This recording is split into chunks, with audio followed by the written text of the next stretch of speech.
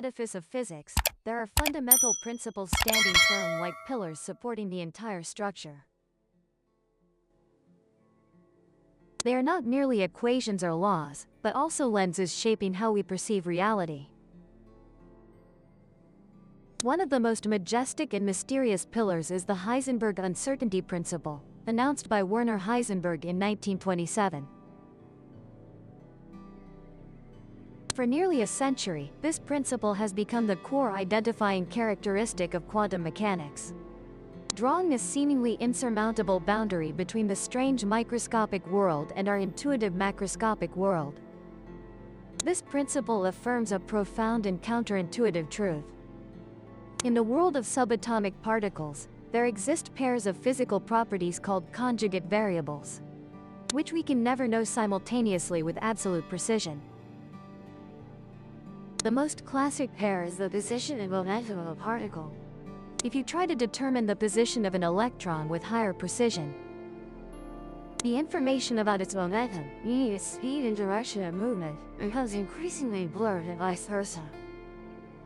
It's important to emphasize that this uncertainty is not due to the clumsiness of scientists or shortcomings of measuring equipment. It is not a technical limitation that can be overcome with more advanced technology. Instead, it is an intrinsic characteristic, a fundamental law of nature. Stemming from the wave-particle duality nature of all things in the universe, a quantum particle does not exist like a marble with a definite position and speed, but rather like a probability cloud, a wave of possibilities until it is measured. The uncertainty principle is nature's declaration of the inherent limits of knowledge that we can gather about the microscopic world. It is like an invisible yet solid wall, demarcating what can and cannot be known. For many centuries, scientists have worked in the shadow of this wall. In the field of precision measurement, also known as metrology, the uncertainty principle has established a limit called the standard quantum limit. This is the highest possible accuracy threshold achievable using classical measurement methods, even with perfect equipment without noise. Reaching the standard quantum limit was once considered the pinnacle of experimental sophistication. However, science is a story of constantly challenging limits. What if we don't try to break through the wall but find a way around it? What if there is a loophole in this seemingly absolute principle? A clever approach that allows us to gather information previously thought impossible? This is precisely the groundbreaking breakthrough achieved by an international team of physicists, led by Dr. Christophe Vallejo and Dr. Tin Vreeden at the University of Sydney. Their work, published in the prestigious journal Science Offenses, presented a sophisticated method to simultaneously measure small changes in a particle's position and momentum, with accuracy surpassing the standard quantum limit. They achieved this without violating the uncertainty principle, a point they always emphasize. Instead of confronting the natural law head-on, they found a clever way to circumvent it. By redefining the question they wanted to ask, and using a novel theoretical tool called modular observables, they succeeded in confining the unavoidable quantum uncertainty into aspects of the system they were not interested in, to measure what they truly needed to know with unprecedented precision. When the path is blocked by an unbreakable wall, the intelligent solution is not to try to knock it down, but to find another way. In theoretical physics, finding another way often means inventing a new mathematical concept, a new way of looking at the problem. This idea is not entirely new. It has deep roots in the work of the eminent physicist Yakir Aharonov and his collaborators, those who introduced modular variables as a tool to investigate strange non-local quantum phenomena, such as the Aharonov-Bohm effect. The essence of a module variable is to consider a physical quantity not over its entire infinite range, but rather its value modulo a certain fixed scale or period. To make this abstract concept more understandable, researchers have proposed two intuitive and powerful analogies. Both involve a strategic trade-off.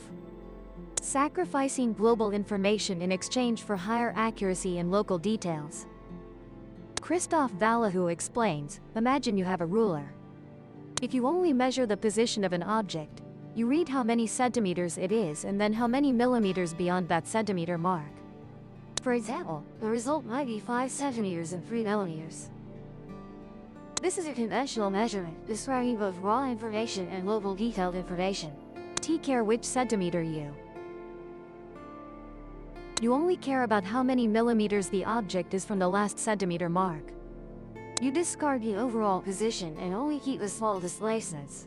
The model of measurement will only return a result of 3 millimeters. You gain extremely precise knowledge of the object's position within a 1 centimeter interval, but completely lose information about which 1 centimeter interval it is in. Using modulo observations does not make quantum uncertainty disappear. That is impossible. Instead, it strategically redistributes the uncertainty. As Vallejo said, what we do is shift the uncertainty. We discard some unnecessary information to measure what we are interested in with much greater precision. Tin Raytan uses a more vivid metaphorical image. Think of uncertainty as the air in a balloon. You cannot remove it without popping the balloon, but you can squeeze it to push the air elsewhere. In this framework, the uncertainty in global variables, absolute position and momentum, is essentially pushed to infinity. The quantum state is intentionally prepared so that it is a superposition of many possible absolute positions and momenta. In exchange for this complete loss of global information, the uncertainty in local variables, the small changes or displacements in position and momentum relative to a defined periodic scale, can be reduced to a level much lower than the standard quantum limit. The researchers do not violate the uncertainty principle. Instead, they have redefined the physical question they are asking. The question is no longer what the absolute position and momentum of the particle are, but rather how much the particle's position and momentum have shifted relative to a predefined periodic reference frame. One of the most direct and impressive applications of precisely measuring momentum changes is the ability to detect extremely small forces. In physics, force is defined as the cause of a change in momentum over time. In the experiment, the research team turned to a single trapped ion, a single charged atom held fixed by an electric field. They used tuned lasers to put the ion into a quantum pattern called a lattice state. In the lattice state, the ion's wave function is spread into a series of equally spaced peaks, like the marks on a ruler. The uncertainty is concentrated in the distance between the marks. The researchers used the peaks as reference points. When a small force acts on the ion, the entire lattice shifts slightly. A small horizontal shift of the peaks indicates a change in position, while the tilt of the lattice reflects a change in momentum. Since the measurement only concerns the relative displacement compared to the peaks, both the change in position and momentum can be read out simultaneously. That is precisely when force appears. By observing how the lattice pattern moves, the researchers measured the extremely small force acting on the ion. The experiment successfully measured a force of about 10 zeptonewtons, or 10 to the power of minus 23 newtons. To visualize this incredibly small number, 1 newton is approximately the weight of a small apple. 1 newton equals 1 part per million trillion of that force. So why is the result of 10 newtons so important? And Vallejo told Life Science. They surpassed this record by about 2 orders of magnitude, but they used giant crystals in extremely large and expensive experiments. The reason we are excited is because we can achieve really good sensitivity, just with a single atom in a not too complex and scalable trap. This balance between high performance and relative simplicity and scalability is an important step towards developing practical quantum sensors that can be applied in the real world, opening a new era for quantum technology.